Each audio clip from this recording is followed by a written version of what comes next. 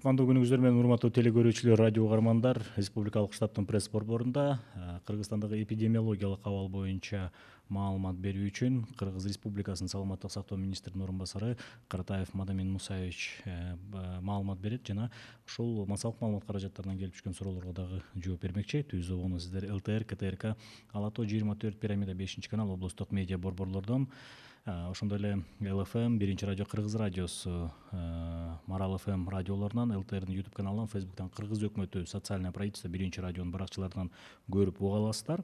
Добрый день, уважаемые телезрители и радиослушатели. Мы начинаем брифинг заместителя министра здравоохранения Кыргызской Республики Каратаева Мадамина Мусаевича относительно об эпидемиологической ситуации в Кыргызстане на сегодняшний день. Прямой эфир вы можете посмотреть и услышать на телеканалах ЛТР, КТРК, Ала Тоо 24, Пирамида 5 канал, областные медиацентры, на радиостанциях ЛФМ, Биринчи радио, Кыргыз радиосу, Марал ФМ, на YouTube-канале ГТРК ЛТР, в Фейсбуке, на страницах Кыргыз өкмөтү, социальное правительство и Биринчи радио. Мадам Мусаевич, сөз сизде. Саламатсыздарбы, урматтуу мекендештер. 25 июнга карата маалымат берип коюнуга уруксат этиңиздер. Бүгүнкү күндө бир сутканын ичинде 30 жаран сакайып чыкты. Ал негизинен Бишкек шаарында 5 жаран, Чүй областында 10, Ош шаарында 6, Ош областында 1, жана Нарын областында 2, Жалал Абад областында 6 жаран. Бардыгы болуп, ушул убакыттан бери 2112 жаран COVID-19 диагнозунан сакайып чыкты. Тилекке каршы бир сутканын ичинде бир каза тапкан адам болду. Бул Тогуз Торо районунан бир жаран 71-жылы туулган. Бардыгы болуп, бүгүнкү күндө 43 Кыргызстандын жараны COVID-19дан каза тапты. Мен дагы бир жолу айтат элем, ошол бардыгына, ошол акыркы мына Тогуз Тоrodо каза болгон жаранга, туугандарына, алардын үй бүлөнүн мүчөлөрүнө терең кайгыруу менен көңүл айтабыз. Бүгүнкү күнү 228 жаңы такталган учур катталды COVID-19 менен.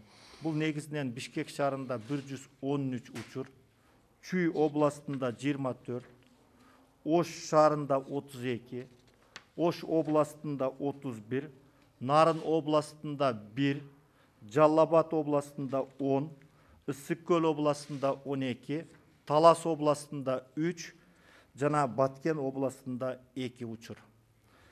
Бул акыркы убактагы эң чоң антирекорд бүгүн катталды.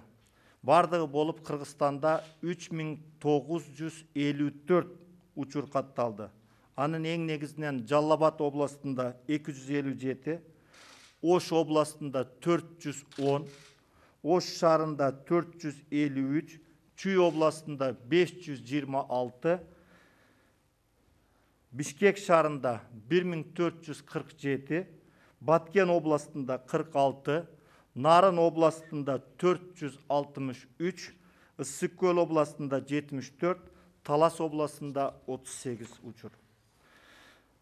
Россия Федерациясынан Сол Илецкиден келген 119, аскер кызматкерлери 100 жана 21 Кыргызстандын жараны.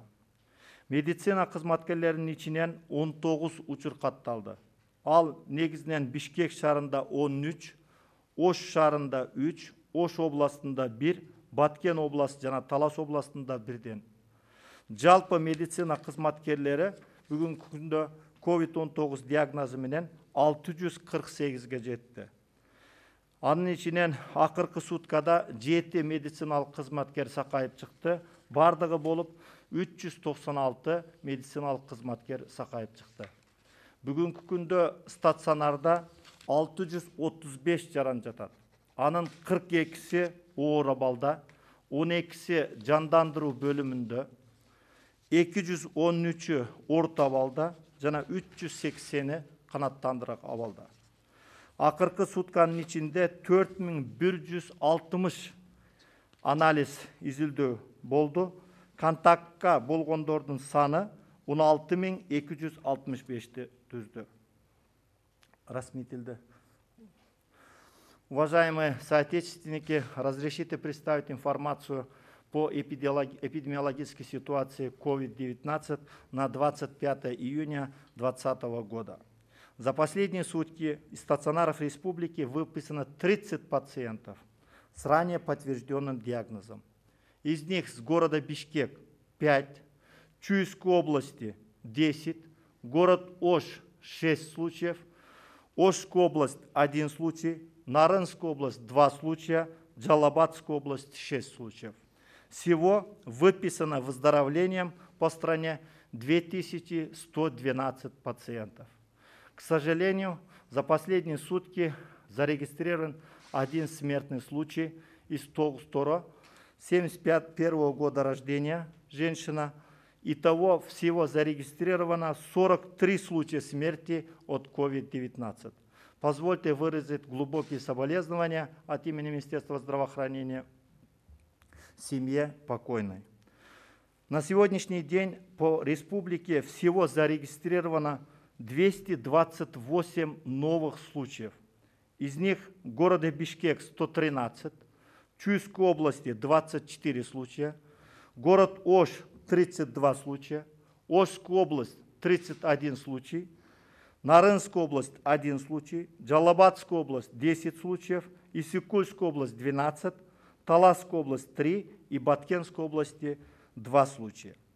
За весь период в республике зарегистрировано 3954 подтвержденных случаев. Из них в Джалабадской области 257, Ошской области 410, город Ош 453, Чуйская область 526, город Бишкек 1447, Баткенская область 46, Нарынская область 463, Исыкульская область 74, Таласская область 38. Среди прибывших из Солилецка 119, военнослужащие из Российской Федерации 100, прибывшие граждане из Российской Федерации Кыргызстана 21 случаев. Среди медицинских работников за сутки зарегистрировано 19 новых случаев COVID. В городе Бишкек 13, город Ош 3, Ошская область 1 случай, Баткенская область 1 и Таласская область 1 случай. Общее количество медицинских работников составило 648 случаев, из которых за сутки выписано из стационаров выздоровления 7 медицинских работников. Всего по республике выписано с выздоровлением 396 медицинских работников. На сегодняшний день в стационарах республики находится 635 пациентов. Из них в тяжелом состоянии 42, средней тяжести 213, удовлетворительном состоянии 380. И 12 человек находятся в реанимации. Проведено исследование за последние сутки 4160 случаев. И количество контактных лиц лабораторно подтвержденными больными составило 16 265 человек. Чоң рахмат. Мындай Мусаевич, анда суроолорго өтсөк, ошо элдерди кызыктырган бул кечээден бери абдан бир маанилүү болуп жатат. Элдер сурап, социалдык тармактарда да башка да. Эмне үчүн президент менен барган делегациянын ПЦР анализдери бизден таза чыгып, Россия өлкөсүнө барганда башкача болду. Биздин ПЦР тесттери сапатсыз жүргүзүлүп жатабы? Эми бул боюнча айта турган болсом, сапатсыз ПЦР тест жүргүзүлбөйт. Лабораториялар бирдей эле. Бул жерде 3 күн мурда мен так маалыматым жок экен. Качан тапшырылган анализдер, качан тапшырылган болуп, кээ бирде мисалы кече тапшырып анализде же бүгүн болуп атканда түнү дагы контакт болуп калышы мүмкүн. Ошондуктан муну атайын изилдеп туруп, анан кийин жыйынтыгын айтпаса, азыр мен бир жакта айтууга болбойт. Делегация мүчөлөрү канча күн ошолунда болушат? Делегация мүчөлөрү бул жерде кече 2 киши бул подтвержденный диагноз менен аныкталган боюнча 2 республикалык клиникалык жугуштуу оорулар ооруканасына жаткырылды. Калгандары биз обсервацияга алдык калгандарын. Ал жерде обсервацияда жатат. 14 күн инкубационный убакыт 14 күн. Андан кийин эгерде контакт болуп ушу делегациянын мүчөлөрү 3 күн самоизоляцияда болот. Анан кийин клинический симптомго карап туруп, кайра повторный лабораторный такталгандан кийин анан жумушка чыкса болот. Ошо вирусту жуктуруп алган депутаттардын ысымдары эмне үчүн ачык айтылбай жатат? Жогорку Кеңештин жана президенттик администрациянын кызматкерлеринин канча адам жуктурду? Ак үйдү карантинге жабуу мүмкүнбү? Бул жерде биз айтып атабыз, Жогорку Кеңештин депутаттары, бүгүнкү күндө Жогорку Кеңештин депутаттары дагы эч биринин фамилиясын айткан этикага туура келбейт. Азыркы күндө ушул республикалык клиникалык жугуштуу оорулар ооруканасында жатышат, азыр дарыланууда. Анан тышкары мына бүгүнкү күндө жалаң эле Ак үйдө эмес, сиз айткандай бүт министрликтерде бүгүнкү күндө ушундай тастыкталган учурлар катталып атат. Ошондуктан бул мамлекеттик мекемелерде, ооруканаларда жана өзүңүздөр көрүп аткандай биз көрүп атабыз, кээ бирде пресс-службанын ошо кызматкерлеринен дагы мындай тастыкталган учурлар катталып атат да. Ошондуктан бул жерде мен дагы мүмкүнчүлүктөн пайдаланып айтып кетет элем.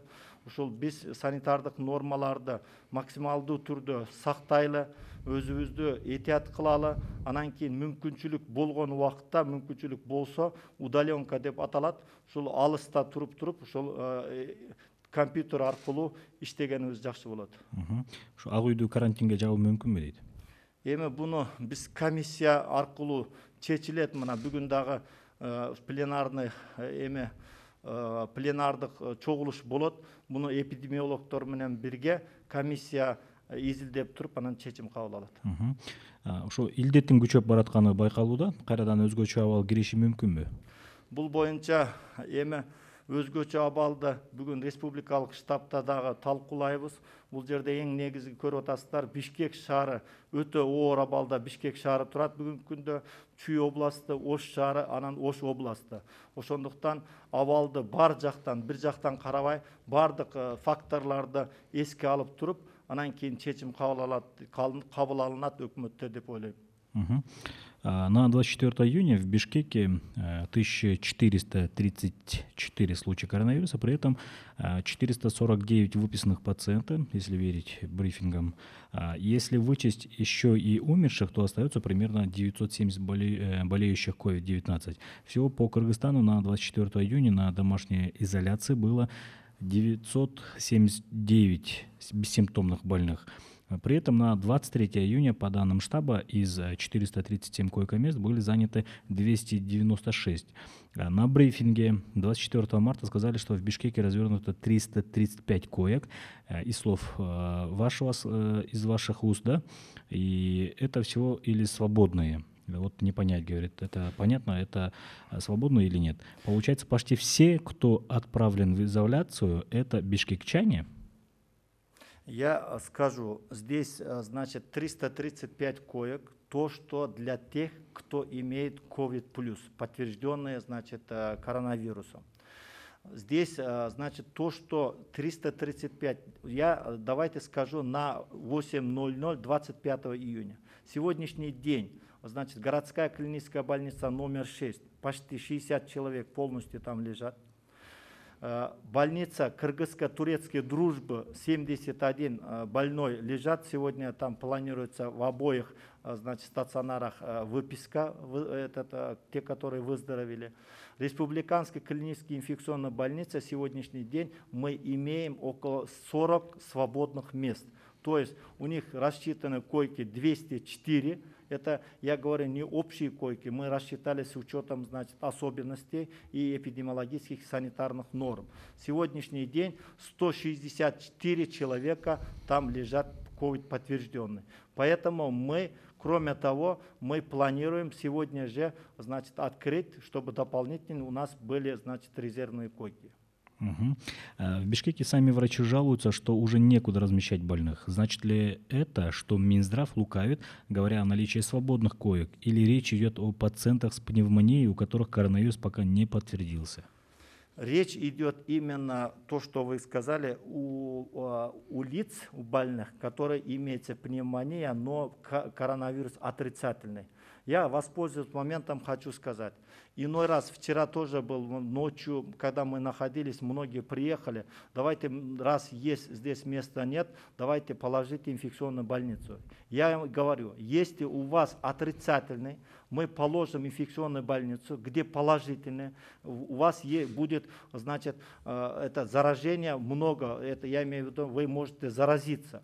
Если есть положительный, подтвержденный, будем ложить в те стационары, где, значит, не рассчитаны на COVID-19, тогда у вас будет возможность, значит, большой риск заразить остальных. Поэтому здесь надо правильно понимать. Поэтому мы говорим, речь идет сегодняшний день для тех, кто имеет внебольничную пневмонию, но, значит, отрицательным диагнозом. Действительно, здесь были проблемы есть. Я воспользуюсь моментом, скажу, что действительно здесь Национальный центр фтизиатрии, значит, 38 коек, железнодорожная больница, 40 коек. Кроме того, национальный госпиталь, то, что мы рассчитывали на 120 коек, они сегодняшний день, значит, лежат. В плане того, чтобы мы сегодняшний день, с утра там занимается, мы будем открывать, я сразу говорю, неподтвержденным диагнозом городской клинической больницы номер 1 корпус. Кроме того, планируется, значит, института курортологии.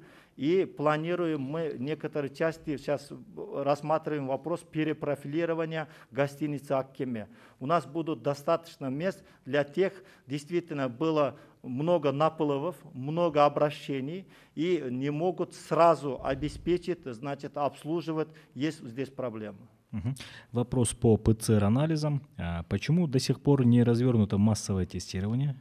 Нет оборудования, специалистов, не отработаны поставки тестов или нет средств? Учитывая, что уже несколько месяцев Минздрав что-то не договаривает на эту тему, ощущение, что нет ничего, поэтому и нет массового тестирования. Я здесь остановлюсь на цифрах. Сегодняшний день у нас в стране работает 13 вирусологических лабораторий, где 16 ПЦР-аппаратура. Действительно, значит, кроме того, 3 мобильные автолаборатории экспресс-диагностики установлены в Баткенской, Чуйской, Джалабадской областях. ПЦР-тесты есть, они достаточно на сегодняшний день. Но в плане того, чтобы у нас была договоренность с Интельмед, это то, что мы говорим, лаборатория Банецкого, где могут они тоже провести, значит, ПЦР-анализы. Сегодня много действительно не успевают наши, значит, я имею в виду наши специалисты. Поэтому мы, вот вчера министр сам проводил совещание с представителями частных лабораторий, чтобы мы дополнительно открыли для того, чтобы провести тесты, ПЦР-тесты у нашего, значит, населения, те, которые нуждаются. Воспользуясь моментом, я хочу сказать, здесь массового тестирования нет необходимости. У нас есть, значит, указание Министерства здравоохранения 20 марта, где написано, кто подлежит. Это в первую очередь больные с симптомами ОРВ, контактные больные и лица с подозрением на коронавирусную инфекцию, лица, входящие в группу риска, то есть граждане Кыргызской республики и других стран, прибывшие неблагополучных, и медицинские работники, привлеченные для работы в лечебных стационарах и обсерваторах. Поэтому 6 миллионов населения, во-первых, оно, значит, дорого. Ну, давайте эту сторону я откладываю. Нет, я имею в виду тут уже проведение анализов. Сегодняшний день Банецкого проводится около 2000 сомов, оплачивает платно, значит, проводит. Это для всего населения, я считаю, значит, это какой-то мере, какой-то части населения, это тоже, значит, большие деньги. Поэтому мы говорим, если необходимость проведения массового тестирования на ПЦР. Сегодняшний день, и то, что я уже говорил, нет этой необходимости. Но мы будем рассматривать какие-то варианты для того, чтобы быстрее, заранее, значит, уточнить и разделить людей. Положительные, отрицательные, чтобы потом не было, значит, никаких симптомов или осложнений. Мгм. А когда появится возможность любой компании или человеку сдать ПЦР-анализ, например, горнодобывающие компании отправляют сотрудников на рудники вахтами, им нужно убедиться, что они не болеют коронавирусом. У них проблемы с тем, чтобы организовать тестирование. Средства массовой информации тоже работают. Как можно протестировать всех сотрудников и членов их семей? Здесь я уже говорил, вот горнодобывающая компания, они, значит, составили договор, работники горнодобывающей промышленной компании. Вот согласно договору они проводят, когда вахтовый метод идут работники, проводят на частной лаборатории на базе Банецкого, значит, ПЦР-теста. Это хорошо, потому что если есть организованный контингент, например, мы, когда вот, допустим, на Нарынской области есть у нас рудники, есть, допустим, вот этот, ну, те, которые работают на дороге, вот они должны пройти, чтобы каждая область заинтересована, чтобы у них было чисто, и каждый, кто заходит в ту или иную территорию, чтобы они, значит, убедились, что не будет распространения коронавируса. Поэтому надо, вот то, что организованы коллективы, это правильно, надо договориться с лабораторией и будем усиливать для того, чтобы провести исследование. Мгм. Сколько медицинских работников занимаются анализом тестов в Кыргызстане и в Бишкеке в частности? Сколько из них в строю? Сколько подготовленных специалистов, которые умеют правильно делать забор анализов? И сколько из них работают? Насколько велико значение человеческого фактора при заборе анализов, если у многих ПЦР-анализ отрицательный? Возможно, медработники просто выдохлись, теряют концентрацию или на место заразившихся ставят менее квалифицированных? Этот вопрос вообще анализируется? Вы правильно поднимаете вопрос в плане того, чтобы лабораторная служба у нас в первую очередь не была подготовлена достаточными специалистами. В Бишкеке, если стационарно будем говорить, соответствующим международным требованиям, которые прошли аккредитацию, у нас было в Бишкеке на базе ДГСН и в Аше на базе, значит, Ошской городской санэпидстанции лаборатории. И там работали штатные, значит, лаборанты. Кроме того, мы сегодняшний день, то, что я говорил, значит, 16 ПЦР-аппаратов сегодняшней работает, 13 лабораторий, там все обеспечены. Вопрос в другом. Значит, нагрузка. Например, скажу, в Нарынской области 3 человека без отдыха 2 месяца, они, значит, круглосуточно работали. Они тоже люди, мы понимаем, в плане этого. Но мы сегодняшний день, значит, этих специалистов меняем по мере возможности. И потом мы готовим студентов, выпускников медико-профилактического дела, значит, переподготовку на лабораторную диагностику. И, значит, и среди эпидемиологов, специалистов, значит, профиля. Поэтому сегодняшний день действительно оно идет, не хватает, нагрузка большая. То, что вы говорите, что теряет концентрацию или менее квалифицировано, такого нет. Почему? Потому что ПЦР-анализ все равно проводит, значит, это лабораторные. Это то, что... Другой вопрос, когда забор анализа, когда, значит, вот как будем говорить, значит, вот где идет, значит, установка, но все равно результаты дают, значит, это лаборатория. Поэтому здесь не может быть какие-то, значит, погрешности. Что на самом деле происходит в нацгоспитале? 23 июня пациенты, их родственники и врачи жаловались, что стационар не готов под прием пациентов с пневмонией. Там уже умерли люди с пневмонией, говорят так. 24 июня на брифинге вы сказали, что у умерших коронавируса не было, они умерли по другим причинам. Я говорил, я повторю, действительно, они в национальном госпитале, значит, 5 человек умерло от пневмонии, но у них не было ковид. Ну, сейчас я не могу каждого, значит, анализа говорить, там многих было, значит, сопутствующие заболевания. Это получается и КБС, коронарная болезнь сердца, то, что в многих случаях, значит, сахарный диабет и, значит, действительно осложненная пневмония. В национальном госпитале то, что 5 человек, значит, умерли за сутки, это, значит, во-первых, ну, здесь каждый случай будем разбираться, позднее обращение и, значит, это, как сказать, от осложнений, значит, основных заболеваний. Ну, если будем говорить основные заболевания, у них, значит, сердечно-сосудистые патологии, легочные патологии, но COVID, здесь самое главное, значит, COVID-19 не было. Можете ли вы предоставить также статистику по регионам, по бессимптомникам, которых отправили на домашнюю изоляцию на постоянной основе? Ну, здесь я уже говорил, значит, мы без симптомников и легкие течения, мы сегодняшний день, значит, не госпитализируем, они находятся в домашнем, значит, карантине. То, что из тех подтвержденных случаев, которые, значит, по республике, мы говорим, 3954 подтвержденных случаев. Я уже сказал, сколько находится в стационаре, сколько, значит, выписано. Здесь можно, ну, в каждой области, тут уже времени не занимать, я еще каждую область не буду говорить. Вот то, что вы сказали, если мы 900 сегодняшний день из общего числа, мы скажем, 3954 подтвержденных случаев, выписано 2112, если мы, значит, отнимаем, то получается около 1700, ну, 1800. Из них мы говорим, сегодняшний день в стационаре находится, значит, 635. Это получается сколько, значит, получается не госпитализировано. Не госпитализировано 1164. Поэтому здесь не будем мы делить бессимптомные или, значит, легкое течение.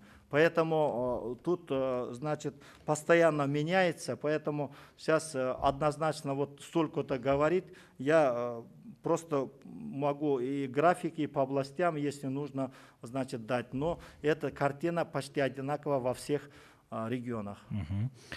Есть какая-то методика подсчета инфицированных, которых статистика пока не видит? Например, в случае с ВИЧ специалисты предлагают умножать на 10 официальное количество случаев. Вот здесь, знаете, что это новый случай, коронавирус. То, что ВИЧ, понимаете, это первый случай ВИЧ, это в 1980 году, когда это, значит, в другой стране. У нас первый случай, это, значит, конец 80-х, начало 90-х годов.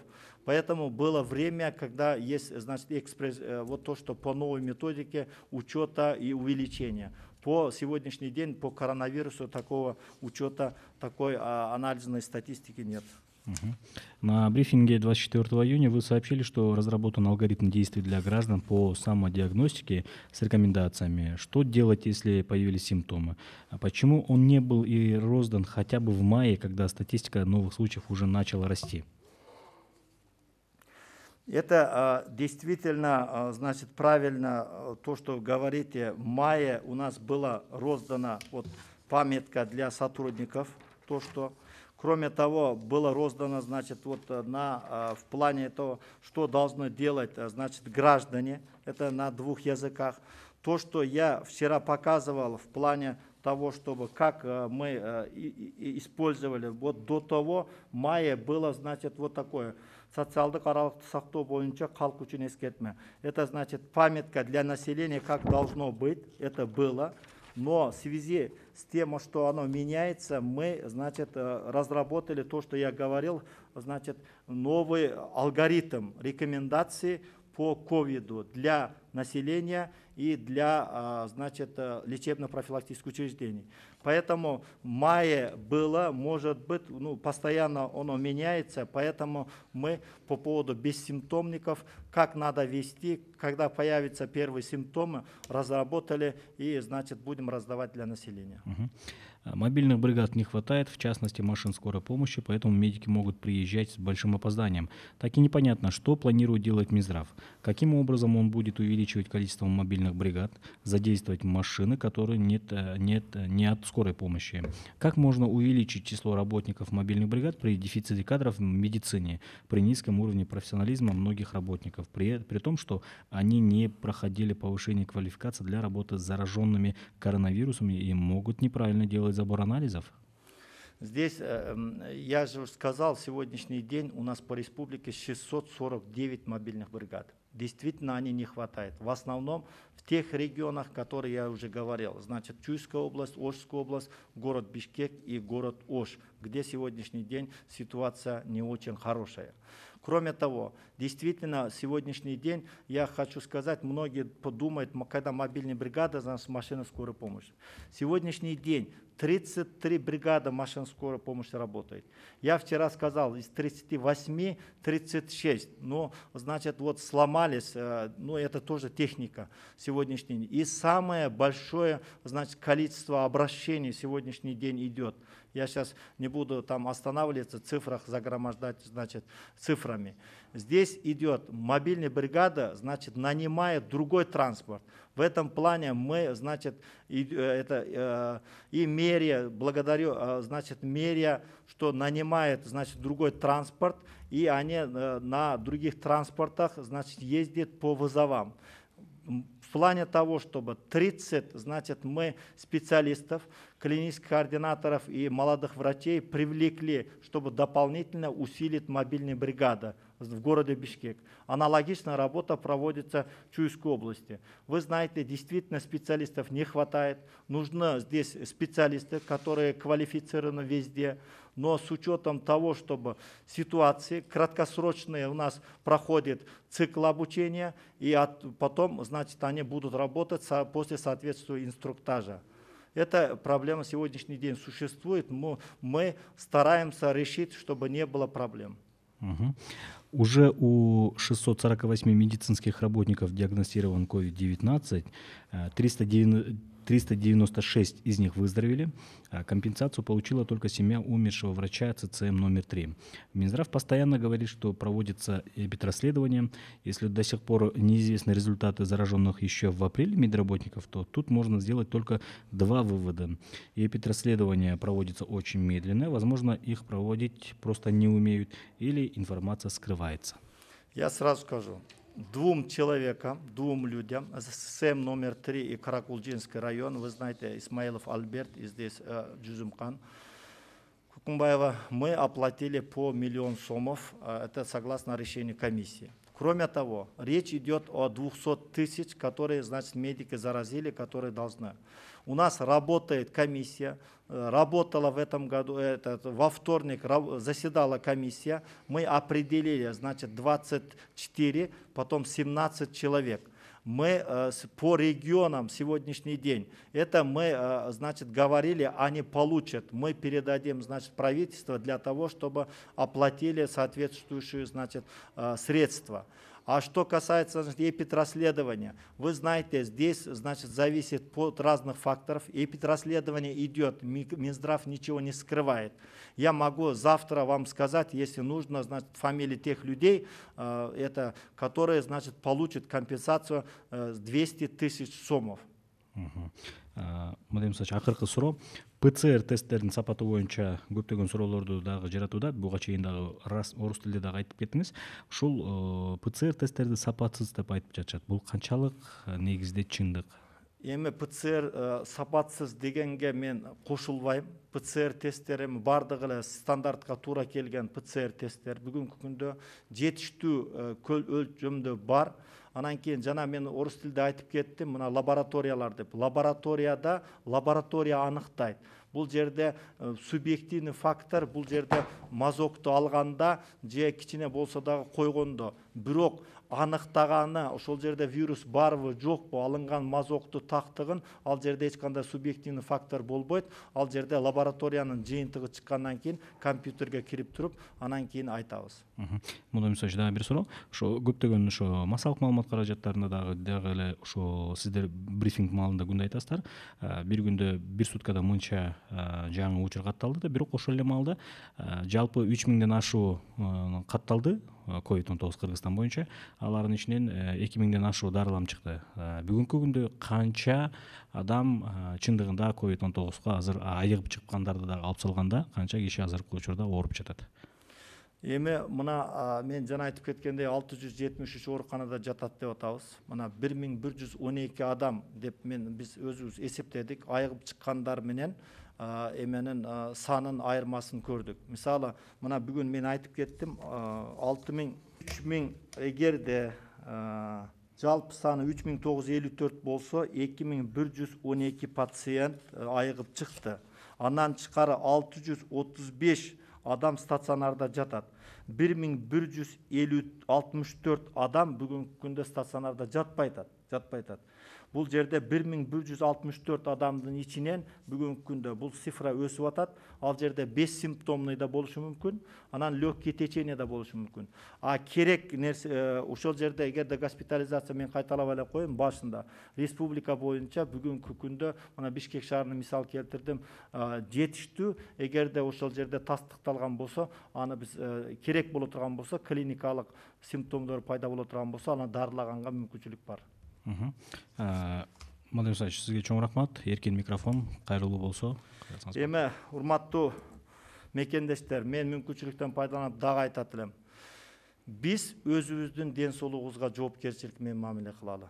Биз өзүбүздүн ден соолугубузга жоопкерчилик менен мамиле кылып, ушул элементардык нерселерди сактасак, анан кийин биз үй бүлө мүчөлөрүн, коллегаларды, мына жакын турган адамдарды сактайбыз.